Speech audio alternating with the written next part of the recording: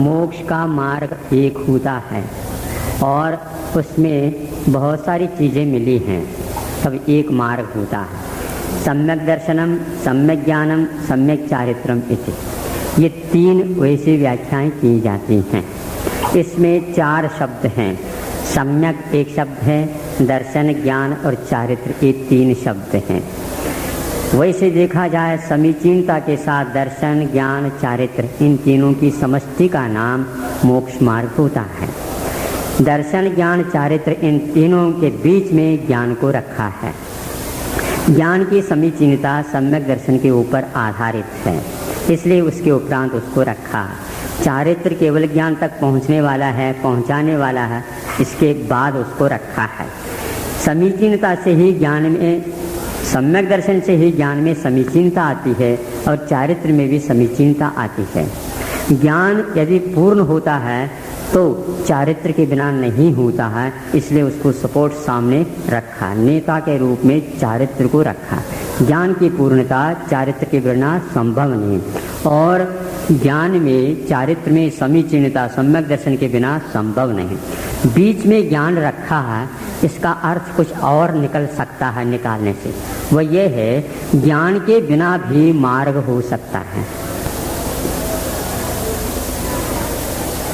क्योंकि ज्ञान के साथ ही मार्ग मान लिया जाए, अंतर मुहूर्त में ज्ञान गायब हो जाता है और दर्शनोपयोग वहाँ पर आ जाता है।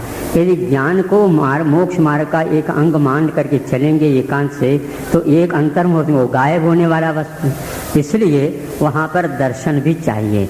तो समीचीन दर्शन और समीचीन ज्ञान और समीचीन चारित्र, ज्ञान बीच बीच में गायब होता रहता है, इसलिए दर्शन को वहाँ पर ला करके रखना पड़ता है। दर्शन का अर्थ यहाँ पर श्रद्धान से भी हो सकता है, जहाँ तक बन सके सम्यक, इसके माध्यम से सम्यक दर्शन ले लिया जाए तो दर्शन का अर्थ दर्शनोपयोग भी हो सकता है, क्योंकि दर्शनोपयोग के अभाव में ज्ञान काम करेगा और ज्ञान के अभाव में दर्शनोपयोग काम करेगा और सम्यक दर्शन ज्यों का त्यों बना रहेगा। चूँकि चक्षु दर्शन के साथ भी मोक्ष मार्ग चल सकता है, अचक्षु दर्शन के साथ भी मोक्ष मार्ग चल सकता है और अवधि दर्शन के साथ भी मोक्ष मार्ग हो सकता है। ज्ञान में केवल श्रुत ज्ञान को लेकर के बैठो, ऐसा भी नहीं होता। 5 ज्ञानों के साथ मोक्ष मार्ग चल सकता है और दर्शन के साथ भी मोक्ष मार्ग चल सकता है। इसलिए उपयोग मात्र को जो सम्यक दर्शन के साथ है उसके साथ चलाना चाहिए। यदि 4 शब्द ले लेते हैं तो और अच्छा होता। सम्यक करता है सम्यक दर्शन का प्रतीक, दर्शन यानी दर्शनोपयोग का प्रतीक, ज्ञान मैंने ज्ञानोपयोग का प्रतीक और चारित्र मैंने ये 4 आराधना आत्मक मोक्ष मार्ग संक्षेप से सिद्ध होता है। शंका यदि हो तो बाद में बताएंगे। लेकिन चूंकि मिथ्या दर्शन के साथ दर्शन रह सकता है, उसका यहाँ पर हम व्याख्यान नहीं करेंगे। वह समीचीनता के साथ जो दर्शन मैंने अवधि दर्शन रहेगा या चक्षु दर्शन रहेगा, अचक्षु दर्शन रहेगा, उसके साथ ही हमारा मोक्ष मार्ग बनेगा, उसके बिना नहीं। यदि उसको हम नहीं मानते हैं तो ज्ञान का अंतर्मूर्ति के उपरांत गायब होने वाला ही है, इसलिए भी ये ठीक नहीं। दूसरा यह है, सविकल्पात्मक भी और निर्विकल्पात्मक भी यह मार्ग होता है। जिस समय दर्शन लगेगा मार्ग में उस समय निर्विकल्प होगा और जिस समय ज्ञान होगा उस समय वह सविकल्प होगा। इस प्रकार वह मोक्ष मार्ग सविकल्प और निर्विकल्पात्मक एक मार्ग होगा। ऐसा तत्वार्थ श्रद्धानम सम्यक दर्शनम। अब इसके उपरांत सम्यक दर्शन क्या वस्तु आपने जो बताया था तो बता रहे हैं, श्रद्धान का नाम सम्यक दर्शन है। किसके ऊपर श्रद्धान करना या किसका श्रद्धान करना? तो तत्वार्थ श्रद्धान, तत्वार्थानाम या तत्वार्थेषु श्रद्धानम, तत्वार्थों के ऊपर अथवा तत्वार्थों का श्रद्धान करना ये सम्यक दर्शन है। तत्वार्थ का अर्थ क्या होता है? तत्व में पदार्थ होता। कोई भी पदार्थ है वह अपने स्वभाव के अनुसार निष्ठ होकर के रहता है, किंतु उसको उसी के रूप में स्वीकार करना। तस्य भावो तत्वम, तत्व में भाव धर्मिता द्योतक है। इसलिए जो कोई पदार्थ हैं उनको उसी रूप में स्वीकार करना ये तत्वार्थ है। उसके ऊपर श्रद्धान करना तत्वार्थ श्रद्धान है। उसी का नाम मोक्ष मार्ग में सम्यक दर्शन ऐसा कहा गया है। तन निसर्गाद अधिगमाद्वा, वह सम्यक दर्शन निसर्ग से और अधिगम से दो प्रकार से उत्पन्न होने की अपेक्षा से कहा है। पंचमी विभक्ति में यह कारण की अपेक्षा से लिया है। वह निसर्ग रूप से भी उत्पन्न होता है और अधिगम रूप से भी उत्पन्न होता है। निसर्ग का अर्थ अपने आप, अपने आप मतलब अपने आप ही हो जाएगा। हाँ, बाहरी निमित्त के बिना भी यदि किसी को दर्शन मोहिनी का क्षय शोक आदि का योग मिलता है तो उसको बोलते हैं निसर्ग। बाहरी निमित्त उपदेश नहीं हुआ। अधिगम का अर्थ ज्ञान होता है वैसे, और वैसे अधिगम का अर्थ एक प्रकार से उपदेश होता है। उपदेश के माध्यम से लिया जाता, प्राप्त किया जाता, उसको अधिगम माना जाता है। वहाँ का अर्थ यहाँ पर और के अर्थ में आया है। क्षायिक सम्यक दर्शन इत्यादि को भी कहीं कहीं पर निसर्ग के रूप में स्वीकार किया है, क्योंकि क्षायिक सम्यक दर्शन की उत्पत्ति एक स्थान पर अपर्याप्त दशा में भी हो सकती है। जैसे यहाँ पर कृतकृत्य वेदक हो करके कोई मरण कर जाता है, देहों में चला जाता, तो वैक्रिक मिश्र का योग के साथ उसकी निष्पन्नता बताई गई है। उसी प्रकार भोगभूमि में यदि चला जाता कृतकृत्य वेदक, वहाँ पर औदारिक मिश्र का योग के साथ उसकी उत्पत्ति बताई गई है। उसी प्रकार नरक प्रथम पृथ्वी में जाकर के उत्पन्न होता, यदि कृतकृत्य वेदक है तो उसको भी क्षायिक सम्यक दर्शन उत्पन्न हो जाता है। इस दृष्टि से वहाँ पर निसर्गज सम्यक दर्शन सिद्ध होता है, ऐसा अपना भाव है। देखो, संपन्नता के अपेक्षा से हम काम कर रहे हैं। वह प्रस्तावना जब करता है उस समय सूक्ष्म सम्यक दर्शन ही रहता, उसका कोई नहीं है। अंतिम जब तक वह उत्पन्न नहीं होता तब तक हम उसको सूक्ष्म सम्यक दर्शन ही मानते हैं। तो सूक्ष्म सम्यक दर्शन की प्रस्तावना की बात नहीं की जा रही है। क्षायिक सम्यक दर्शन की उत्पत्ति के लिए भूमिका बना दी सूक्ष्म सम्यक दर्शन के साथ, और वह पर्याप्त अवस्था में ही बनाई है, किंतु अपर्याप्त अवस्था में उसको क्षायिक या संज्ञा मिल जाती है। दर्शन मोहिनी का जब तक उदय चल रहा है, जो सम्यक प्रकृति है, तब तक उसको हम क्षायिक बोल नहीं सकते। कृतकृत्य का अर्थ यही है कि अभी वह वेदन तो कर रहा है मिथ्या दर्शन का, यानी सम्यक प्रकृति का, किंतु वह कृतकृत्य हो गया। करण योगी जितना कार्य था, करण जिसको बोलना चाहिए, स्थिति कांडक है, अनुभव कांडक आदि आदि, वो सारे करण कर लिया। अब किसी भी प्रकार से अवशिष्ट सम्यक प्रकृति को नष्ट करने के लिए कोई करने की व्यवस्था नहीं है, इसलिए आपने उसको नहीं बनाया। ध्यान रखें, क्षायिक सम्यक दर्शन निसर्ग से ही उत्पन्न होता, ये इसका अर्थ है। करने योग्य कुछ भी शेष नहीं रहा। इस अपेक्षा से उसको हम निसर्ग कह सकते हैं। ज्यादा विस्तार नहीं कर सकते, आगे और बढ़ना है। जीवा जीवाश्रव बंध संवर निजरा मोक्षा तत्वम। ये 7 तत्व हैं। तत्वार्थ के ऊपर श्रद्धान करना था, वो कौन तत्व हैं ये बताओ। तो जीव तत्व, अजीव तत्व, आश्रव तत्व, बंध तत्व, संवर तत्व, निर्जरा तत्व और मोक्ष तत्व, ये 7 तत्व हैं। पूर्व सूत्र में तत्वार्थों के ऊपर श्रद्धान या तत्वार्थों का श्रद्धान का नाम सम्यक दर्शन कहा, और यहाँ पर तत्व मात्र रखा। इसलिए रखा, आप परिचित हो चुके हैं। भाव को हमें प्राप्त करना है, द्रव्य को नहीं। तत्व को हमें प्राप्त नहीं करना, किंतु तत्व को हमें प्राप्त करना। तत्व में पदार्थ होता है, और तत्व में पदार्थ का भाव होता है। वह भाव के ऊपर ही श्रद्धा रखना, द्रव्य के ऊपर नहीं। आप बाजार में द्रव्य के ऊपर श्रद्धा रखते हैं क्या? भाव के ऊपर बोलो, हाँ जल्दी बोलो और जोर से बोलो ना, एक सब लोग सुन।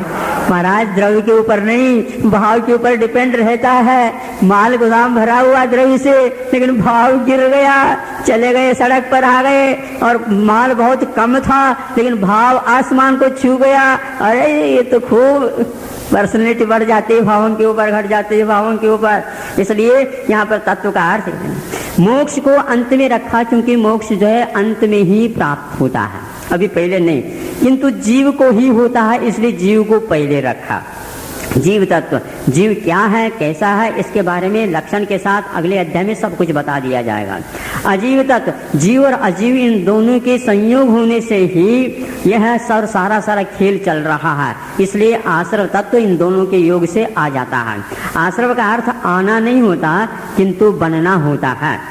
फिर इसके उपरांत जो बनता है वो उसी समय, उसके दूसरे समय में चला भी जा सकता है आश्रवित पदार्थ, किंतु यदि कषाय अधिक हैं तो उसके साथ साथ बंद हो जाता है। रुक जाना यानी एक मेक हो जाना, इसका नाम बंद है। दो पदार्थ होते हुए भी जहाँ पर एकत्व की अनुभूति जैसी हो, उसका नाम बंद होता है। विवाह बंध में क्या होता है? यही होता है ना, भिन्न भिन्न रहते हैं लेकिन जो ही संबंध होकर के मुहूर्त के साथ संकल्प दिलाया जाता है तो एक दूसरे के बंद हो जाता है। जब तक वह बंधन टूटेगा नहीं तब तक वह दाम्पत्य जीवन ही जिएंगे। ऐसी प्रकार जो है जीव और अजीव के साथ आप लोगों का बंद हो गया है, ऐसे छूट नहीं सकते। आप कोर्ट में चले जाओ तो भी नहीं छूट सके। हाँ, यदि तलाक लेना चाहें सोच लेना 10 दिन में, ये बंद हो गया।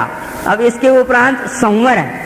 संवर का अर्थ होता है आश्रय और बंद का जो खिलाफ है वो संवर, रोक दो। क्या रोकना? जो बंद हो रहा था, आश्रय हो रहा था, उसको रोकने का नाम संवर है। निर्जरा, जो बंद करके रुका हुआ था उसको निकालने का नाम निर्जरा है। और इस प्रकार फिर निकालेंगे पूरा तो वह मोक्ष हो जाएगा। संवर और निर्जरा मोक्ष के लिए कारण है और आश्रय और बंध संसार के लिए कारण है। जीव जब इन भावों को करना छोड़ देता है तो स्वयं मुक्त हो जाता है। जीव तो है लेकिन जीवत्व भाव इसको प्राप्त नहीं, उसको प्राप्त करने के लिए श्रद्धान करना, संकल्प करना, यह सम्यक दर्शन है। नाम स्थापना द्रव्य भावतः संन्यास है। हाँ, ये जीवादि तत्वों का और सम्यक दर्शनादिक जो मोक्ष मार्ग है उसका न्यास में निक्षेप होता है। कैसे होता है? उस संबंधी बारीकी के साथ अध्ययन यदि करना चाहें तो उसको लेकर के चलो। वह नाम की अपेक्षा से भी हो सकता है, स्थापना की अपेक्षा से भी हो सकता है, द्रव्य की अपेक्षा से हो सकता है और भाव की अपेक्षा है। नाम का अर्थ गुण की विवक्षा न बनाते हुए किसी को भी व्यवहार चलाने के लिए नामकरण जिसको बोलते हैं। आप लोगों के यहाँ कोई भी बच्ची हो जाए, बच्चा हो जाए तो वह उनके नामकरण करते हैं और हमारे पास आकर महाराज इनका नाम रख दो। वही कहाँ हम क्या नाम रखेंगे, हमारे पास नहीं, आत्मा का नाम तो कुछ होता नहीं। जाओ, नहीं महाराज हमारे व्यवहार करना है इसके लिए तो भगवान का नाम रख दो। भगवान तो 24 है, इनमें से जो कोई भी गिन करके रख लो। महाराज ये बच्चे है तो भगवान के लिए कैसे है? उनके माता पिता तो होंगे क्या? नहीं, उनके नाम रख दो, हो ही जाता है इसमें। यस, स्थापना उसको बोलते हैं जो गुणवान उस प्रकार के पदार्थ के अभाव में हम उसको प्रतीकात्मक बना करके स्थापना करते हैं लेकिन उन्हीं के गुण को आरोप कर लेते हैं। बुद्ध्या ऐक्यम इत्य, बुद्धि के द्वारा ये वही पार्श्वनाथ भगवान, ये वही महावीर भगवान, ये वही हैं, इस प्रकार उनके गुणों के आरोप करके स्थापना निक्षेप के माध्यम से सम्यक दर्शन की प्राप्ति होती है। महावीर भगवान के नाम लेने से नहीं तो आपके घर में भी महावीर भगवान तो भगवान नहीं है वो, लेकिन स्थापना की अपेक्षा से आप रख दिया तो सम्यक दर्शन के लिए कारण बनेगा। किसी एक महावीर को देखने से सम्यक दर्शन उत्पन्न नहीं होता, भाव निक्षेप की अपेक्षा से महावीर भगवान को देखेंगे तो सम्यक दर्शन उत्पन्न। यह इसका तात्पर्य है। द्रव्य का अर्थ होता है योग्यता, अपने गुणों के द्वारा जो हो चुका या होगा। गुणैर धृतम गतम वा और याति गच्छति वा, तो गुणों के द्वारा जो प्राप्त होता रहता, प्राप्त हुआ था, उसका नाम द्रव्य। यह द्रव्य दो प्रकार से, एक भूत की अपेक्षा से और एक भविष्य की अपेक्षा से। इस योग्यता, इस अपेक्षा से भी हम किसी वस्तु को निक्षेप के रूप में रख करके उसका मूल्यांकन कर सकते हैं। भाव का अर्थ उस पर्याय विशिष्ट वर्तमान द्रव्य का नाम यहाँ पर भाव है। जैसे समो शरणस्थ तीर्थंकर हैं, वो भाव निक्षेप से भगवान कहलाते हैं। इस प्रकार इन तत्वों का और सम्यक दर्शन आदि का न्यास का अर्थ स्थापन किया। इस सूत्र में कहीं निक्षेप के स्थान पर न्यास शब्द का ही प्रयोग हुआ है और न्यास शब्द ये संस्कृत शब्द माना जाता है। वैसे निक्षेप शब्द भी आता है संस्कृत में, लेकिन यहाँ पर इन्होंने न्यास दिया है। न्यास लेने से क्या हुआ, इनको क्या लाभ मिला? निक्षेप में 3 अक्षर हैं। क्या? निक्षेप में 3 अक्षर हैं और न्यास में 2 अक्षर हैं, तो एक अक्षर का इन्होंने बचत किया है। सूत्रकार हैं ये, एक एक अक्षर के बारे में जैसे एक एक पाई के बारे में आप सोचते रहते हो, उसी प्रकार सूत्रकार ने यहाँ पर एक अक्षर की कमी करके, किसी एक कवि ने कहा है सूत्र में एक अक्षर की कमी करके वही अर्थ यदि दिया जाता है तो अच्छे गुणवान पुत्र रत्न की प्राप्ति में सेठ साहूकारों को जो आनंद की अनुभूति होती है, उसी प्रकार सूत्रकार को भी अनुभूति होती है। संभव है इसलिए निक्षेप शब्द का प्रयोग न करके न्यास शब्द का प्रयोग किया, ये बहुत ही अच्छा है। सही है ना? सही तो बताओ, आप लोगों को पुत्र रत्न उत्पन्न हो जाए तो हमारे अर्थ निकल गया, न्यास क्यों किया? उपन्यास लिख देते, नहीं, न्यास शब्द का प्रयोग किया, स्पष्ट है, एक अक्षर के बचत किया है उमा स्वामी महाराज ने, तन मैंने उनका न्यास।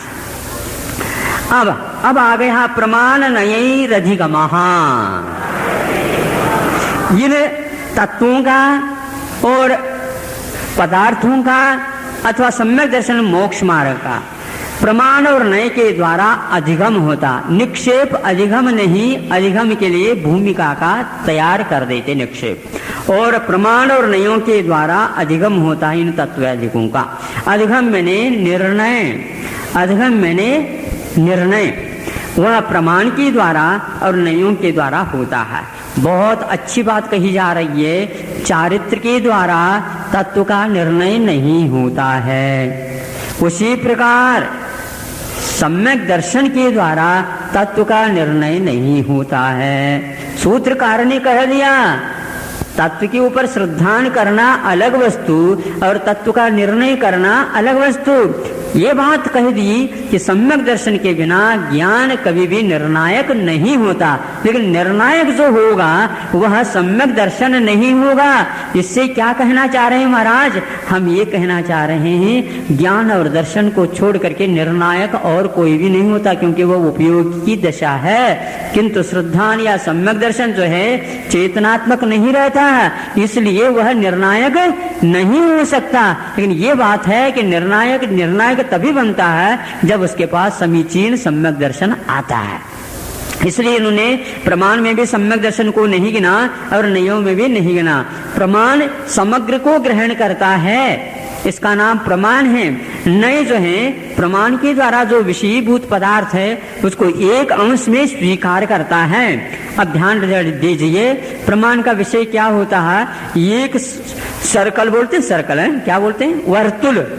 वर्तुल यह प्रमाण का विषय है, और इस वर्तुल में कितने अंश हैं? 360 हैं। 360 को एक एक अंश की अपेक्षा से आप कोण बनाते चले जाओ, एक एक अंश मिलकर के ही यह वर्तुल का निर्माण हुआ है। तो नय के माध्यम से एक एक अंश का ज्ञान होता है उसी वर्तुल के हिस्से का। इस प्रकार नय मैंने दृष्टिकोण है और प्रमाण मैंने दृष्टि है। तो प्रमाण में केवल ज्ञान ही आता है क्या? एक विषय आता है कि नहीं, प्रमाण में पूरा का पूरा वस्तु को ग्रहण करने की क्षमता एक में नहीं, ज्ञान में नहीं, किंतु उसके साथ दर्शन जोड़ना अनिवार्य है, क्योंकि वस्तु सामान्य विशेषात्मक होती है और सामान्य को ग्रहण करने का श्रेय जाता है दर्शन को, और विशेष को ग्रहण करने का श्रेय जाता है ज्ञान को, और वस्तु पूर्ण समग्रित तभी ग्रहित हो जाती है जब वह प्रमाणभूत हो जाता है। इसलिए केवल ज्ञान के माध्यम से नहीं हो सकता, ज्ञान के साथ दर्शन भी रहता है पूर्ण दशा में, और हम लोगों के लिए सर्वप्रथम दर्शन होता है, फिर बाद में ज्ञान होता है। इसलिए प्रमाण में सकलादेशो ऐसा कहा जाता है, विकलादेशो नया, सकलादेशो प्रमाणम, सकल को ग्रहण करने की क्षमता प्रमाण के पास है, केवल ज्ञान के द्वारा नहीं। आपका अवग्रह या अवाय धारणा अथवा मत ज्ञान, श्रुत ज्ञान, अवधि ज्ञान, मन परिज्ञान जो 13 स्थान तक ये सब 4 के रूप में रहेगा, और इसके पास केवल विशेष को ग्रहण करने की क्षमता है। और आपको दर्शन यदि मान लो प्रामाणिक नहीं होगा तो आपका प्रमाण भी अधूरा हो जाएगा। नई बात है कि नहीं है? अब पुरानी है लेकिन सिद्धि अभी तक नहीं हुई थी। सकलादेशो प्रमाणम और विकलादेशो नयः, ये जो कहा गया है इसकी व्याख्या के साथ इसका अर्थ बताया जा रहा है।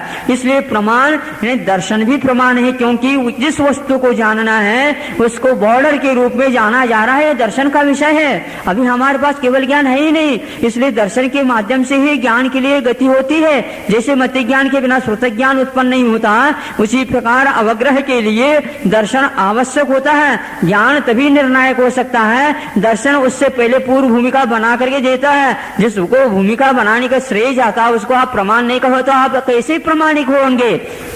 इसलिए प्रमाण और नियम के द्वारा अधिगम होता है। निर्देश स्वामित्व साधनाधिकरण स्थिति विधानतः,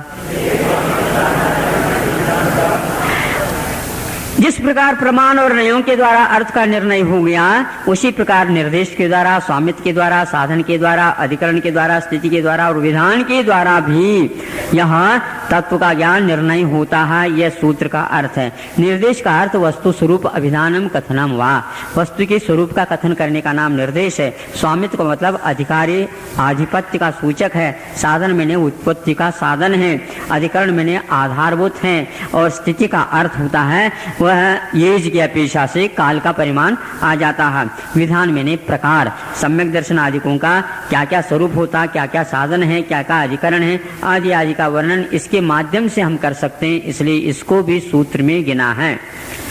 फिर एक और सूत्र आता है, सत संख्या क्षेत्र स्पर्शन कालांतर भावाल्प बहुत्वश्च।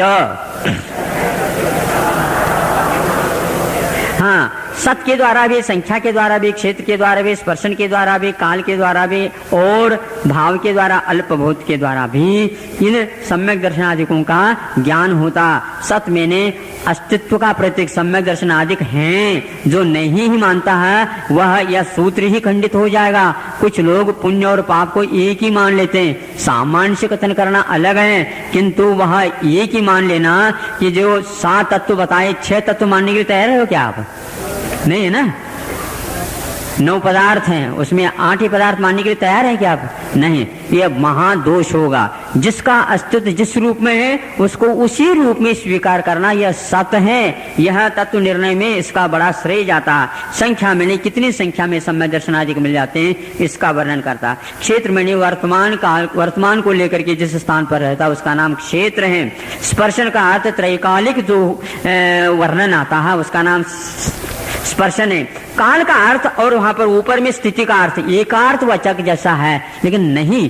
काल का अर्थ यहाँ पर यह होता है पंचम काल है, षष्ठम काल है, तृतीय काल है, द्वितीय काल है, प्रथम काल है, आदि आदि ये काल भी लिया जा सकता, क्योंकि भरत और ऐरावत में इस प्रकार का काल के फेर आ जाते हैं। दूसरी बात, वह कौन सा काल? अपर्याप्त काल है क्या? पर्याप्त काल में सम्यक दर्शन आदि उत्पन्न होते हैं, बताओ तो बताना पड़ेगा। अपर्याप्त काल में कभी भी सम्यक दर्शन की उत्पत्ति क्षायु सम्यक दर्शन को छोड़ करके अन्य किसी की उत्पत्ति नहीं हो सकती। न क्षायु सम्यक दर्शन की और न ही औपशम सम्यक दर्शन की, न ही द्वितीयोपशम सम्यक दर्शन की, आदि आदि। इसी प्रकार सम्यक ज्ञान की भी प्राप्ति अपर्याप्त दिशा में नहीं हो सकती, आदि। ये काल के अपेक्षा से। अंतर का अर्थ विरह है। एक बार किसी कोई पदार्थ को प्राप्त कर लिया, सम्यक दर्शन को प्राप्त कर लिया, फिर बाद में छूट गया, पुनः बाद में प्राप्त कर लिया, ये जो गैप आ गया इसका नाम अंतरकाल है। भाव अर्थ है सम्यक दर्शनादिक भाव कौन से भाव है? अवधिक भाव है कि क्षौपशम भाव है कि क्षायिक भाव है या औपशमिक भाव है या परिणामिक भाव है, क्या है? इस प्रकार इनके बारे में भाव का परिगणना की जाती है। जीवत्व भाव कौन से में आ जाएगा? द्वितीय अध्याय में आ जाएगा, आपको बताना पड़ेगा। जीवत्व भाव क्षौपशम भाव नहीं है। जीवत्व भाव और कोई नहीं। जीवत्व भाव तो अवधिक में भी नहीं है, किंतु जीवत्व भाव परिणामिक भाव है। इस प्रकार हम किसी के ऊपर डिपेंड नहीं है, ये जानना बहुत आवश्यक है। हम किसी के वजह से नहीं है, हमारे वजह से कोई नहीं है। ये सब सेठ साहूकार और गरीब वगैरह सब समझ ले। गरीब क्या समझता है? सेठ साहूकार के ऊपर हमारा जीवन है, और सेठ साहूकार क्या समझते हैं? हम इनके अधिष्ठाता है इसके बिना नहीं हो सकते। ये एक दूसरे के कोई ऊपर डिपेंड नहीं है। इसी प्रकार समझना अल्प बहुत उसको बोलते हैं। कौन से सम्यक दर्शन कितने हैं, शाही सम्यक दर्शन कितने हैं, इन दोनों के बीच में कौन अल्प है कौन ज्यादा है, आदि आदि अल्प बहुत हो जाता है। इस प्रकार तत्व निर्णय के अपेक्षा से, अधिगम के अपेक्षा से इन 3 सूत्रों के द्वारा आप लोगों को यह जानकारी हो गई। संक्षेप से बताता जा रहा हूं, इसके ऊपर बहुत बड़ी बड़ी टीकाएं उपटीकाएं वगैरह लिखी गई हैं, वो आप लोगों को देखना है। जिस ज्ञान की बात कही उसको यहाँ पर बता रहे, मति श्रुतावधि मनः परे केवलान ज्ञानम। मति ज्ञान, श्रुत ज्ञान, अवधि ज्ञान, मनः परे ज्ञान और केवल ज्ञान, इस प्रकार ज्ञान 5 प्रकार का होता है। इसमें सम्यक दर्शन नहीं आया, क्योंकि ज्ञान के द्वारा, नहीं के द्वारा यह तत्व निर्णय हो रहा था, इसलिए निर्णय के विषय में यह काम नहीं होता है, सिद्ध हो गया। सम्यक दर्शन का विषय 7 तत्व हैं, 9 पदार्थ हैं, आदि आदि हैं, शुद्ध आत्म तत्व हैं, यह विषय है। विषय होते हुए भी वहां पर ज्ञान को गौण करके सम्यक दर्शन के विषय ऐसा कहा, क्योंकि तत्वार श्रद्धान कहा सम्यक दर्शन को, इसलिए तत्व क्या है ये रखा, उसके ऊपर श्रद्धान करने की अपेक्षा का निर्णय तो ज्ञान के माध्यम से ही होता, सम्यक दर्शन के द्वारा निर्णय नहीं होता है किसी भी प्रकार से। हाँ, सांसारिक विषयों की अपेक्षा से उसका निर्णय होता है, लेकिन उसमें भी ज्ञान ही काम करता है। आस्था अलग वस्तु होती है और ज्ञान अलग वस्तु होती है, ये आपको समझना है। सम्यक दर्शन और सम्यक चारित्र ये दोनों एक प्रकार से एक्टिव किसमें है, निर्णय में नहीं, किंतु जो निर्णित हो गया उसके अनुसार चलने के लिए और निर्णय के लिए समीचीनता सम्यक दर्शन के माध्यम से प्राप्त हो जाती है। यह फैक्ट है, इसमें किसी प्रकार से नहीं कर सकते। इस अपेक्षा से हम चारित्र को और सम्यक दर्शन को अचेतन कह दें, कोई अन्योक्ति नहीं होगी। सम्यक दर्शन आप लोगों का चेतनात्मक नहीं है, आत्मा चेतनात्मक है, सम्यक दर्शन तो अचेतन है, वह भी एक गुण है अथवा पर्याय है। मति ज्ञान जो कि इंद्रियों से उत्पन्न होते, आगे जाकर के सूत्र में कहा जाएगा। श्रुत ज्ञान, यह भी एक तत्संबंधी आवरणीय कर्म के क्षोभम के द्वारा श्रुत ज्ञान उत्पन्न होता। अवधि ज्ञान एक प्रकार से मति ज्ञान श्रुत ज्ञान से हट करके होता है, जो उसका केवल रूपी पदार्थों को देखना होता है। अव का अर्थ होता है प्राय करके नीचे का जानना, ऊपर का नहीं, यह प्रवाह अथवा अवधि का अर्थ होता है सीमा को लेकर के ही जानकारी कर लेता है अवधि ज्ञान। मनःपरे ज्ञान जो अवधि ज्ञान के द्वारा जाना गया, उसी के विषय को कुछ और सूक्ष्मीकरण के साथ जानता है। मनःपरे का अर्थ अपने आप में आगे के सूत्र में बता दिया जाएगा। और केवल ज्ञान एक प्रकार से ओनली, जो केवल का अर्थ क्या होता है, ओनली, अकेला ही रहता है। ये अकेले कैसे रहता है, ये जो 4 ज्ञान है, इन 4 ज्ञान के साथ ये नहीं रहता, ये अकेला रहता है। जैसे तीर्थंकर माता पिता को एक ही पुत्र होता है और कोई नहीं हो सकता, भूभूमि में 2 होते हैं, लेकिन यहाँ पर तीर्थंकर तो एक ही होगा और कोई होगा ही नहीं। इसी प्रकार केवल ज्ञान, मति ज्ञान, श्रुत ज्ञान, अवधि ज्ञान, मनःपरे ज्ञान तो रहता ही नहीं, केवल ज्ञान हुआ ये रहते ही नहीं, ऐसा है। ज्ञान हुआ तत्प्रमाणे, ज्ञान ही प्रमाण है, सम्यक दर्शनम प्रमाणम न और चारित्रमपि प्रमाणम न। ये क्या कहा, बिल्कुल कहा। इसी प्रकार दर्शनोपयोग भी प्रमाण नहीं है। लेकिन महाराज अभी तो आप कहा था कि सकलादेशो प्रमाण, वो कैसे, हाँ, निर्णय की बात कही जा रही है, निर्णय की बात कही जा रही है। निर्णय करने के लिए ज्ञान ही की ही प्रौढ़ता है और एक प्रकार से प्रमाण विषय करने के अपेक्षा से दर्शन का भी प्रमाण होता। अपने यहाँ 2 प्रकार से पदार्थ गृहित होता, एक ज्ञेय के रूप में और एक दृश्य के रूप में। समझ रहे हो क्या? नहीं, दृश्य का अर्थ क्या होता है, आंखों की तरह देखनी होगी, नहीं, दृश्य का अर्थ होता है सामान्य और ज्ञेय का अर्थ होता है ज्ञेय को जो जानने का विषय होता है। ज्ञान का विषय जो होता है उसका नाम ज्ञेय है और दर्शन का जो विषय होता है वह दृश्य है। सिद्धांत की दृष्टि से देखते हैं तो दर्शन का विषय दृश्य बनता है और ज्ञान का विषय ज्ञेय बनता है और दृश्य और ज्ञेय बन करके ही पूरी एक वस्तु बनती है। इसलिए दर्शन और ज्ञानाभ्याम एव प्रमाण। इसी प्रकार दर्शन और ज्ञान के विषयभूत पदार्थ को पकड़ते हैं तो वह प्रमाण की कोटि में आ जाता है। केवल ज्ञान प्रमाण के नए और प्रमाण के द्वारा ही वस्तु का समग्र निर्णय होता है, ये बात अलग है। तत्प्रमाण वह द्विवचनांत दिया, वह प्रमाण 2 प्रकार के हैं। प्रत्यक्ष और परोक्ष के रूप में। प्रत्यक्ष क्या कहते हैं? आद्य परोक्षम। परोक्ष प्रमाण किसको बोलते हैं? आदि के जो मति ज्ञान और श्रुति ज्ञान, इनको परोक्ष कहा। परायत्तम परोक्षम, जो पर के आश्रित होकर के उत्पन्न होते हैं उसका नाम परोक्ष माना जा गया। ये आद्य यानी मति ज्ञान और श्रुति ज्ञान, ये द्विवचनांत हैं, ये परोक्ष प्रमाण आ जाता। प्रत्यक्षम अन्यत, अन्य जो शेष रह गया वह प्रत्यक्ष प्रमाण है। प्रत्यक्ष प्रमाण का अर्थ क्या होता है? विशदम प्रत्यक्षम, जिसमें विशदता रहती है, धुंधलापन नहीं रहता है, पराश्रय नहीं होता है, स्वाश्रित होकर के करते हैं। किंतु ध्यान रखना, वह प्रत्यक्ष का अर्थ हमेशा हमेशा वर्तमान ही रहता, ऐसा नहीं। प्रत्यक्ष का अर्थ अतीत का भी प्रत्यक्ष होता है, अनागत का भी प्रत्यक्ष होता है, जिसमें केवल आत्मा ही अपेक्षित होता है, मन और इंद्रियां अपेक्षित नहीं होते। इसके अलावा जो आलोक आदि, उनकी भी कोई आवश्यकता नहीं। पदार्थ की भी वर्तमान की उपस्थिति की कोई आवश्यकता नहीं, और उसको भी पकड़ लेता। इसका नाम प्रत्यक्ष माना जाता। इसमें अन्यत मैंने अवधि ज्ञान, मन परिज्ञान और केवल ज्ञान, ये तीनों प्रत्यक्ष कहे जाते हैं। अब आ जाता है मति ज्ञान का वर्णन।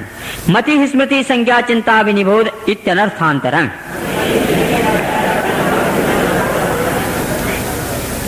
जो पहले मति ज्ञान बताया, वो मति ज्ञान कितने प्रकार का होता है? तो ये इतने प्रकार का होता है, अथवा यूं कह दो ये मति ज्ञान के ही पर्यायवाचक शब्द हैं।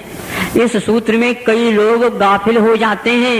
मति ज्ञान है, फाउंडेशन है, इस ज्ञान को बहुत मजबूत बनाना चाहिए। मति मैंने मनन करना इत्यादि को मति ज्ञान माना जाता, मति माना जाता है। स्मृति का अर्थ स्मरण आदि करना, संज्ञा का अर्थ संज्ञानम, ये संज्ञा, इसका अर्थ अपने आप में बहुत अच्छा है, हम बता देते हैं। चिंता मैंने चिंतन करना। अभिनिबोध का अर्थ अपने आप में कई लोग अनुमान आदि लेते हैं, ऐसा नहीं। ये सारे मति ज्ञान अभिनिबोधिक ही होते हैं। अभिनिबोध का अर्थ है बोध मैंने बोध करना। अभि का अर्थ जो है कि अपने रेंज के अनुसार ही होता है, अभिमुख होता है वह पदार्थ, तो यह ज्ञान होता, नहीं तो नहीं।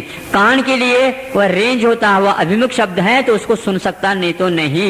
इसी प्रकार स्पर्श है, वहां पदार्थ है, यहाँ पर छू ले, ज्ञान नहीं होगा, इसको बोलते हैं अभिमुख। दर्शन करना चाहते हैं तो पीछे रख दो, दर्शन नहीं होगा। ऊपर रख दो, दर्शन नहीं होगा। आजू बाजू रख दो, नहीं होगा। और नीचे रख दो तो भी नहीं होगा। और एकदम सट करके रख दो तो भी नहीं होगा। इसका नाम अभिनिबोधित, अपनी सीमा में रह करके ही ये काम होता है, और वह अभिनिबोधिक माना जाता। इति अनर्थांतरम। अब देखो इसमें अनर्थांतरम जो दिया है वह अर्थांतर नहीं है, यानी मति ज्ञान का जो विषय है वही स्मृति में है, वही संज्ञा में है, वही चिंतन में है, वही अभिनिबोध में है। सब में वही पदार्थ रहता है, अर्थांतर नहीं होता। अर्थांतर होने वाला भी ज्ञान होगा, वो कौन होगा? श्रुत ज्ञान होगा। इसलिए इन्होंने अर्थांतर नहीं ऐसा कहा है।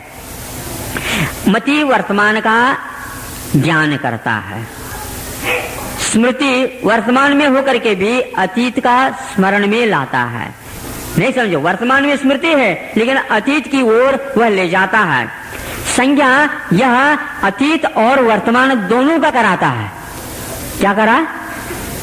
संज्ञा यह अतीत और वर्तमान इन दोनों का करा देता है, जिसको प्रत्यभिज्ञान बोलते हैं। सुबह हमने देखा था आपको, आप यहाँ पर आ गए, ये वही तो आप हैं जो सुबह दिखे थे। तो इसको बोलते हैं संज्ञान। संज्ञान का अर्थ प्रत्यक्ष में भी है और पहले के साथ जोड़ रूप ज्ञान हो गया, इसका नाम संज्ञान। लेकिन है ये मति ज्ञान, इसमें ऐसा नहीं कि श्रुत ज्ञान आ गया हो, ये सब मति ज्ञान के अंदर है। चिंता, ये चिंतन करना, व्याप्ति आदि लगा देना, इसके साथ आ जाता है। और अभिनिबोध अभी आपने बताया, इन सब में वह एक ही वस्तु है जिसका भिन्न भिन्न ज्ञान हो रहा है, लेकिन मति ज्ञान की धारा टूटी नहीं। इसको बोलते हैं अनर्थांतरम।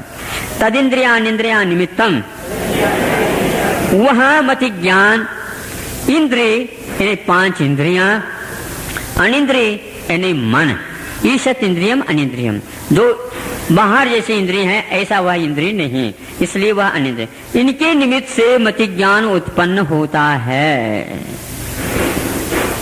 आपके पास 5 इंद्रियां हैं, इन इंद्रियों के द्वारा मोक्ष मार्ग संबंधी जानकारी मति ज्ञान के माध्यम से आपको हो सकती होता है, इसलिए इन इंद्रियों को बहुत अच्छे ढंग से सुरक्षित रखना चाहिए।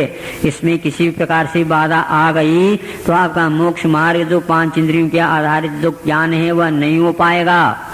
मान लो आंखों में देखने में नहीं आए तो आपका कैसा चलेगा, नहीं चल पाएगा। इसलिए उसको सुरक्षित रखना चाहिए। ये इंद्रिय और अनिंद्रिय के निमित्त से यह उत्पन्न हो जाता है। अवग्रह या अवाय धारणा। अब देखो ये मति ज्ञान भेद की अपेक्षा से बता रहे हैं। अवग्रह रूप भी है, इहा रूप भी है, अवाय रूप भी है और धारणा रूप है। 4 प्रकार का होता है। अवग्रह का अर्थ जो है समीचीन ज्ञान की शुरुआत। वस्तु को लेने के लिए किसी एक वस्तु को हम जानना चाहते हैं, देखना चाहते हैं तो सर्वप्रथम दर्शन होता है। ये सामान्य रूप से इसका ज्ञान जो आपको बोध हुआ ये दर्शन माना जाता। फिर इसके उपरांत अवग्रह का नंबर आता अंतर्मुहूर्त के बाद, जो अवग्रह के लिए फाउंडेशन का काम कर गया दर्शन।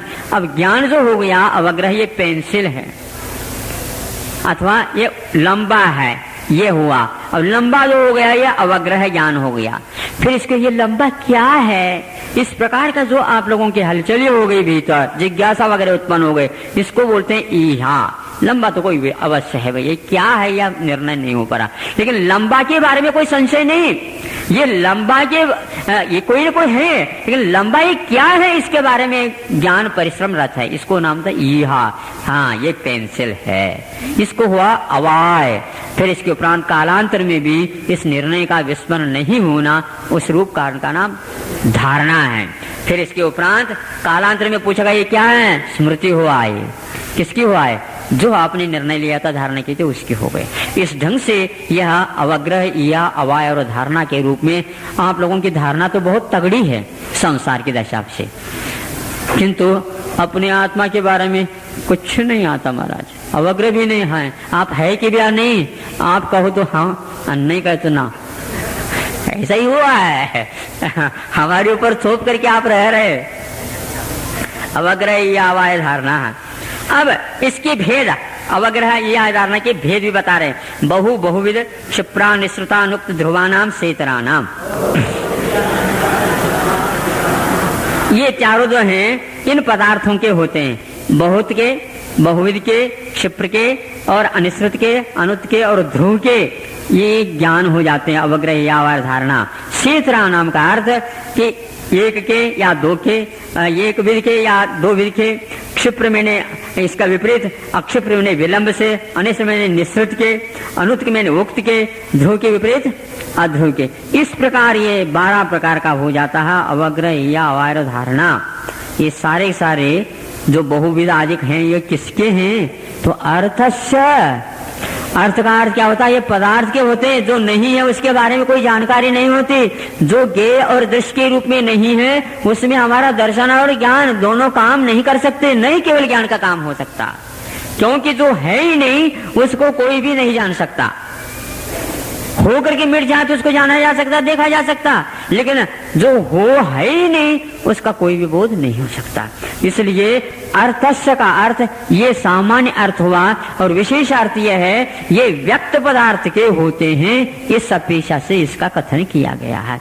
व्यक्त मैंने धुंधला धुंधला नहीं, व्यक्त जिसमें सारे अवग्रह या अवाय धारणा हो सके उसका नाम व्यक्त माना जाता। व्यक्त पदार्थ उसको अर्थ बोलते हैं, क्योंकि आगे के सूत्र में व्यंजन से आ रहा है। व्यंजन का अर्थ अव्यक्त होता है, तो अवग्रह होता। जो अव्यक्त पदार्थ होते हैं उसका केवल अवग्रह ही होता है, आगे यह अवाय और धारणा अधिक नहीं होते। इसके लिए उदाहरण राजभारतीकार ने बहुत अच्छा दिया अवग्रह को। जैसे ये जो नए मिट्टी के बर्तन ले आते हैं, शिकोरा वगैरह बोलते हैं, क्या बोलते हैं, कुल्हड़। हाँ, तो उसको ले आए, जो ढाबे में रहते हैं उसमें दूध वगैरह देकर दे देते हैं। तो वो कुल्हड़ जो है ना नया है, अभी तक उसमें पानी वगैरह नहीं भरा है, तो उसमें एक बूंद छोड़ दो, बूंद गिर गए, थोड़े से गीले हो गए और वह पुनः सोख लिया। अब ये क्या प्रश्न नहीं उठता, अवग्रह होकर के समाप्त हो गए। इसको बोलते हैं अव्यक्त पदार्थ का केवल अवग्रह ही होता है। यह तो तब कर सकेंगे कुछ बच जाए, रुक जाए, नहीं। तो जब बार बार पानी उसमें डालते हैं तो फिर सूखने का कार्य बंद हो जाता है और वह गीला रहने लगा। तो उसमें ये गीला क्या है, या हो गए। तो ये गीला घी है या पानी है या वायु हो गया, फिर धारणा हो गई, कालांतर में उसको स्मरण रखा। ये जो कितना भी ज्ञान की धारा है ये व्यंजनावग्रह के नहीं बन सकती। इसलिए अर्थावग्रह और व्यंजनावग्रह ये सारे पदार्थ मति ज्ञान के विषय हैं। इन विषयों को लेकर के ही 336 भेद हो जाते हैं। न चक्षुरनिंद्रियाभ्याम, जो व्यंजनावग्रह होता है वह चक्षु आंख के द्वारा और अनिंद्रिय मतलब मन के द्वारा नहीं हुआ करते हैं, क्योंकि यह प्राप्यकारी अप्राप्यकारी होते हैं। मन भी प्राप्यकारी नहीं और चक्षु आंख भी प्राप्यकारी। ये बहुत वैज्ञानिक सत्य है। इसके बारे में जितना शोध कर लिया जाए उतना ही कम है। आज इसमें विज्ञान बहुत ही फेल जैसा है। फेल तो नहीं कह सकता मैं, लेकिन फेल जैसा है, तभी तो आप अध्ययन करेंगे। क्योंकि प्राप्यकारी और अप्राप्यकारी दो प्रकार की इंद्रियां हुआ करते हैं। आपका कान प्राप्यकारी है, अप्राप्यकारी नहीं। आपके नाक प्राप्यकारी है, अप्राप्यकारी नहीं। और इसी प्रकार स्पर्शनेन्द्रिय, रसनेन्द्रिय, ये सब रह करके ही, जैसे पुलिस दूर रह करके काम करते हैं, जब तक कलह चलता रहता, संघर्ष रहता, पुलिस नहीं जाते, फिर जब बंद हो जाए तो फिर उसको पकड़ लेंगे। उसी प्रकार आंख जाते नहीं, वस्तु को जाकर छूती नहीं हो कभी, लेकिन आंख के द्वारा इस प्रकार का कार्य होता, अप्राप्यकारी माना जाता। अब ये मति ज्ञान का काम हो गया। सुन लिया आप लोगों ने, 5 ज्ञान के द्वारा मति ज्ञान का काम हो गया। अब श्रुत ज्ञान का नंबर आ रहा। विशेष रूप से पंडितों की खुराक है, उनको मति ज्ञान से कोई मतलब नहीं, क्योंकि श्रुत ज्ञान चाहिए। महाराज चर्चा मति ज्ञान की मत करो। अच्छा, ये कैसी बात है? 336 प्रकार के मति ज्ञान है, उसके बारे में आप चर्चा नहीं करो, ये कैसी बात? श्रुत ज्ञान का मतलब अक्षर, उसी को ऐसा नहीं।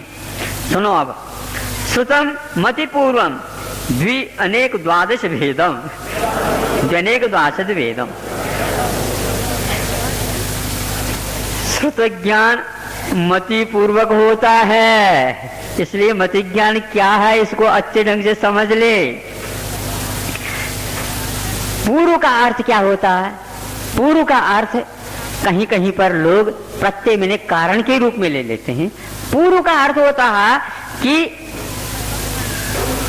मति ज्ञानम पूर्वम यस्य वर्तते इति मति पूर्वम तत्श्रुत ज्ञान। मति ज्ञान जिसके पूर्व में होता अनिवार्य रूप से, उसका नाम श्रुत ज्ञान। श्रुत ज्ञान सो मति नहीं, मति ज्ञान सो श्रुत ज्ञान नहीं, किंतु श्रुत ज्ञान से पूर्व में मति ज्ञान अवश्य होगा, इसका नाम श्रुत ज्ञान है। लेकिन मति ज्ञान जिस समय रहता उस समय श्रुत ज्ञान नहीं, और श्रुत ज्ञान जब रहता उस समय मति ज्ञान नहीं। इसलिए मति से श्रुत ज्ञान ऐसा नहीं, और मति ज्ञान का जो विषय है उसी को विशेष रूप से जान लेता है, वह भी श्रुत ज्ञान नहीं। ये इसके संक्षेपीकरण है, ज्यादा चाहे तो हम बाद में बताएंगे। इतना कह करके निकल गया। तो वहां समय महाराज जी ने मति ज्ञान की उत्पत्ति के लिए वह इंद्रिय अनिंद्रिय, इंद्रिया अनिंद्रिय निमित्तम ये कहा। श्रुत ज्ञान के लिए कहीं भी कुछ भी नहीं कहा है। तो नहीं, मति ज्ञान जिस समय रहता उस समय श्रुत ज्ञान नहीं रहता, श्रुत ज्ञान जिस समय होता उस समय मति ज्ञान नहीं रहता। मति ज्ञान के समय पर इंद्रिय ज्ञान तो रह सकता है, लेकिन श्रुत ज्ञान के समय पर क्या रहेगा? श्रुत ज्ञान के समय पर तो मन रहेगा, ऐसा मान लो। ऐसे कैसे मान सकते हैं? इंद्रिय, द्विंद्रिय, तीन्द्रिय, चौरिंद्रिय, असंख्य पंचेंद्रिय तक तो मन रहता ही नहीं, वहाँ पर भी श्रुत ज्ञान माना गया।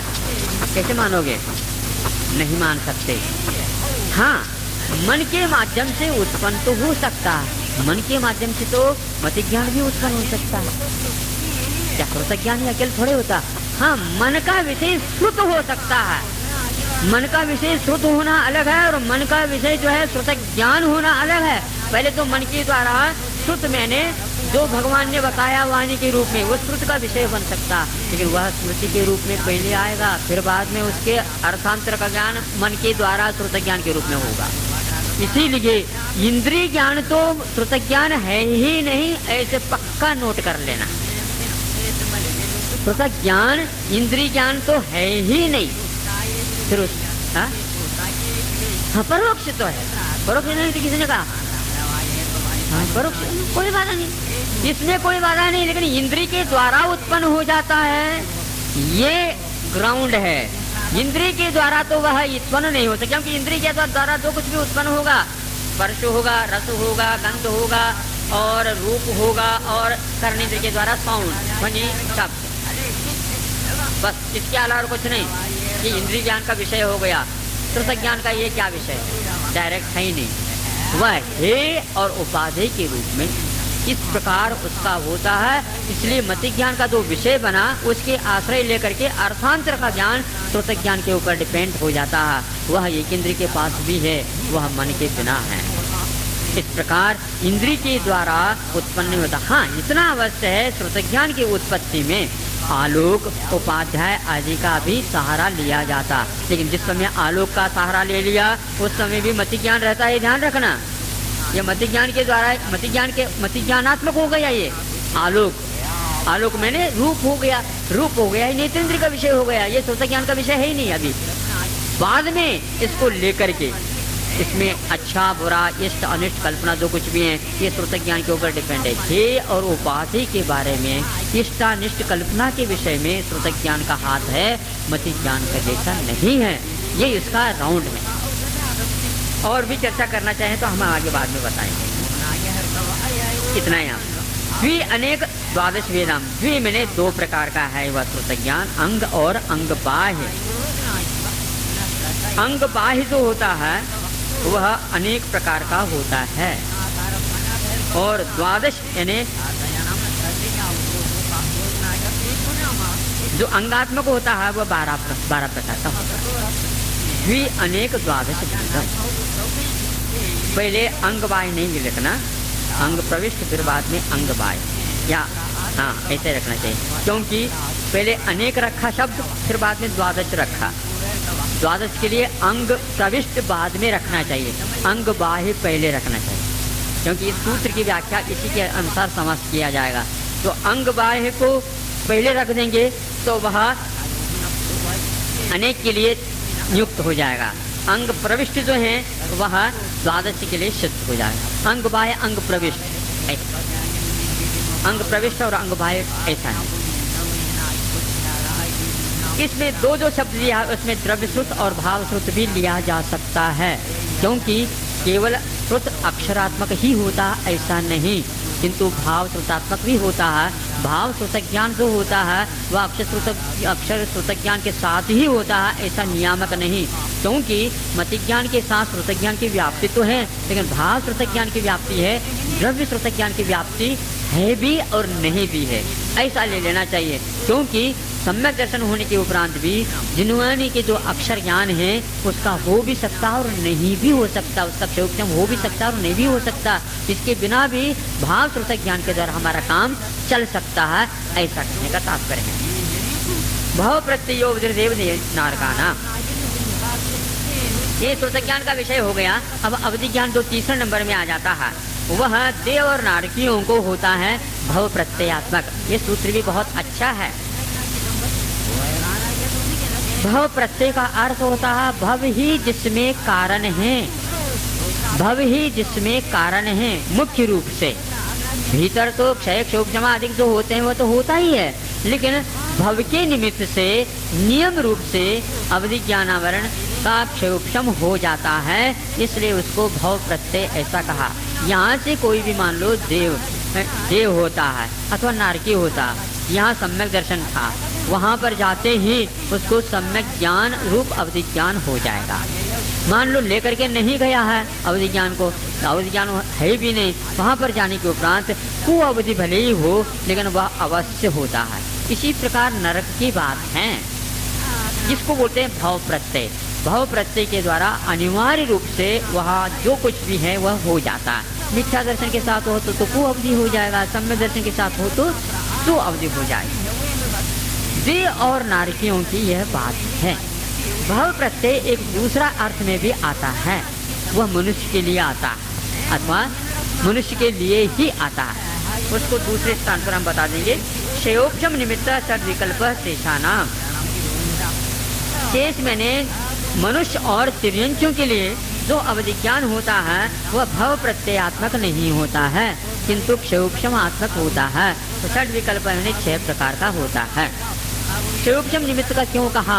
क्योंकि इसमें दर्शन मुनि का क्षय क्षोभ अवधि ज्ञानावन का क्षय क्षोक्षम ही अपेक्षित है। क्षय तो होता नहीं, क्षयोक्षम ही अपेक्षित है, इसलिए षड विकल्प और क्षयोक्षम निमित्त कहा। भव प्रत्यय इसमें नहीं लगाया, क्योंकि मनुष्य होते ही फिर भव प्रत्यय की अवधि ज्ञान होना चाहिए था, हम तुम सबको होना चाहिए था, लेकिन नहीं होता। इससे स्पष्ट है यह भव प्रत्यय नहीं है।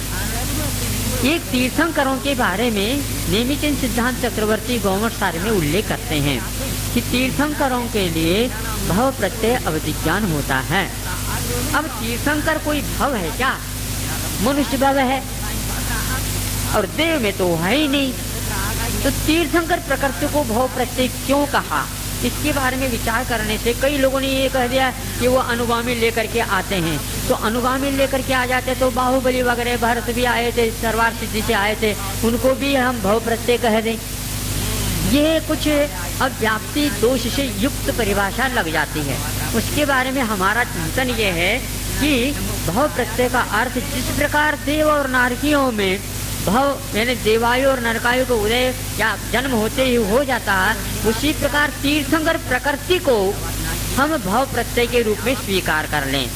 जिस व्यक्ति को तीर्थंकर प्रकृति का बंध यहीं पर होता है, अन्यत्र नहीं होता, अन्यत्र यहाँ से प्रारंभ होकर के फिर बाद में भले ही हो जाए, तो हम यहाँ पर प्रत्यय प्राप्त कर लिया। तीर्थंकर प्रकृति का बंध किसी ने करना प्रारंभ कर दिया, वह मनुष्य है, मनुष्य को ही तीर्थंकर प्रकृति का बंध होता। जो ही तीर्थंकर प्रकृति का बंध हुआ क्यों ही वह भव प्रत्यय का काम कर गया। नहीं, तीर्थंकर प्रकृति का बंध होते ही अवधि ज्ञानावरण कर्म का क्षयोक्षम हो गया, इसका नाम भव प्रत्यय है। सुनो, अभी तो जितना हम कहेंगे बाद में उसका अलग रूप से हम कहेंगे, उसी भाव में है क्या नहीं है ये तो बाद का विषय होगा। अभी तो हमारे पास भव प्रत्यय सिद्ध करना है तीर्थंकर प्रकृति को। तीर्थंकर प्रकृति का बंद कर लिया, पहले उनके पास अवधि ज्ञान नहीं था, सामान्य सम्यक दृष्टि कोई भी, और उसने तीर्थंकर प्रकृति का बंद कर लिया। क्यों ही बंद कर लिया? क्यों ही अवधि ज्ञानावरण कर्म का क्षयोक्षम हुआ? क्योंकि सम्यक दर्शन के साथ सही अवधि माना जाए, इसमें कोई बाधा नहीं आई। हाँ, अब ये 2 प्रकार के होते हैं ऐसे व्यक्ति, तीर्थंकर प्रकृति के बंद करने वाले। उसी भव में मुक्त होने वाले भी होते हैं और अगले जीवन में भी मुक्त होने वाले होते हैं।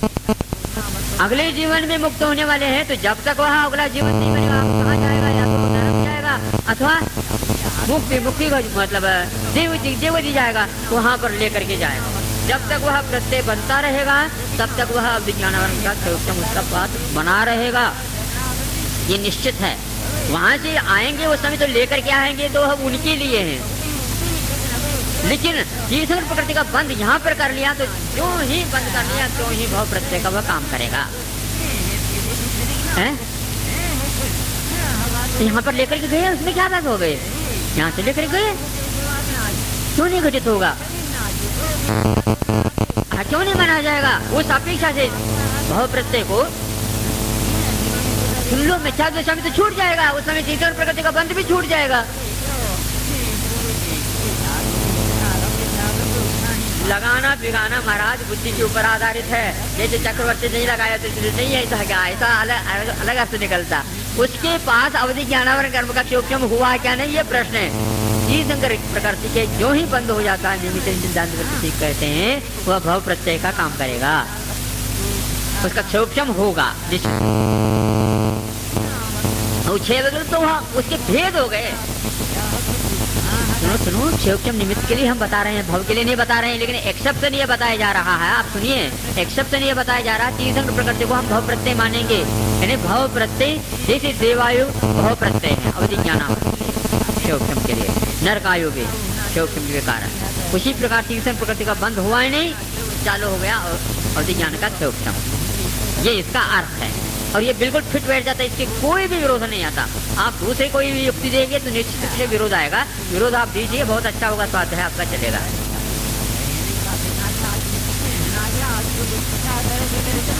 कुछ प्रकार की कैंडिडेट जो है दो प्रकार के हैं।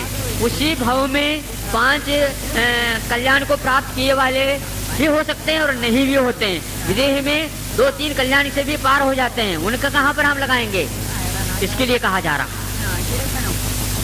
और कोई योग तो है ही नहीं, उनके पास सम्य दर्शन है, प्रत्यय भी हो गया। बीच में कोई श्रावक अवस्था में या मुनि अवस्था में या अविरत दशा में कीर्तन प्रकृति का बंद करता है और उसी जीवन से जाना है, वहां पर अवधि ज्ञान कब होगा? अब ये जो अपेक्षा दोनों के लिए लागू करेंगे हम, जो ही होगा त्यों ही यह अवधि ज्ञानावरण कर्म का क्षोक्षम होगा। इसी का नाम भव प्रत्यय है। अगले जीवन में तो उसके पास होगा ही, क्योंकि वह भव प्रत्यय वैसे है सेवा की अपेक्षा से, लेकिन यहाँ पर उसे अवधि ज्ञानावरण कर्म का क्षोक्षम होना चाहिए। हो गया, ये व्यवस्था है।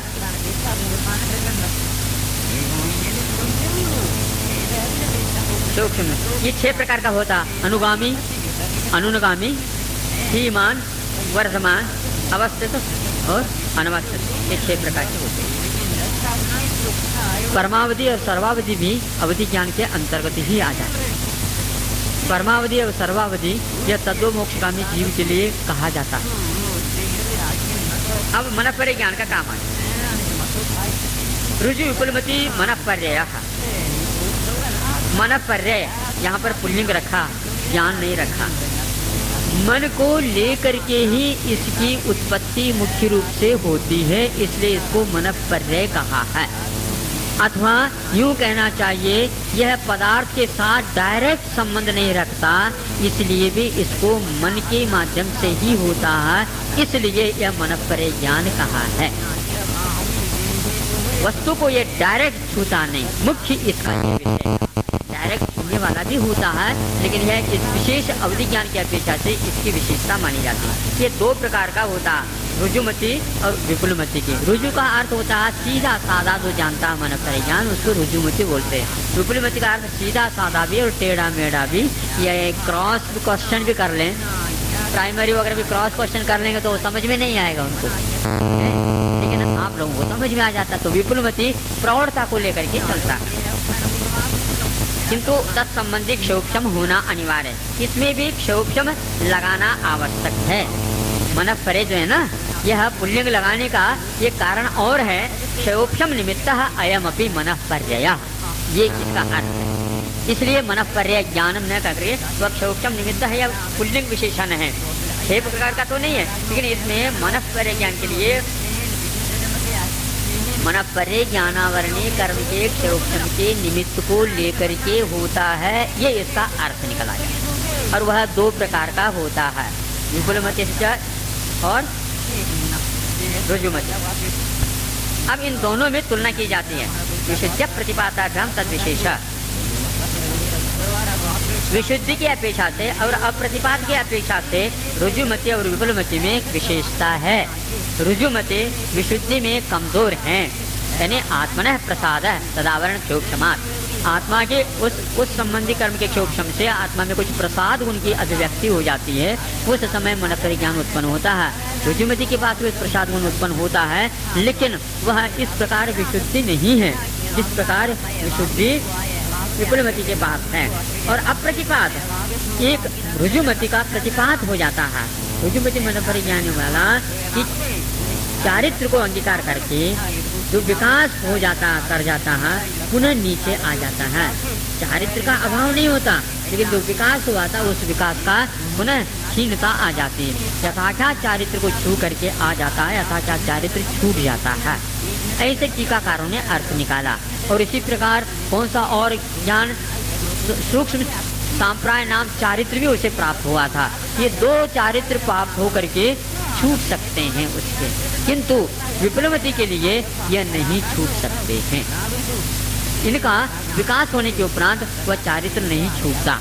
इसका अर्थ कुछ लोग ले लेते हैं ये तद्व मोक्षगामी जीव को ही होता है, लेकिन इसका अर्थ यह नहीं निकलता कि तद्व मोक्षगामी जीव, क्योंकि वह यथाचार चारित्र को प्राप्त करेगा तो छूटेगा नहीं, यह कंडीशन इसके साथ लग जाता है।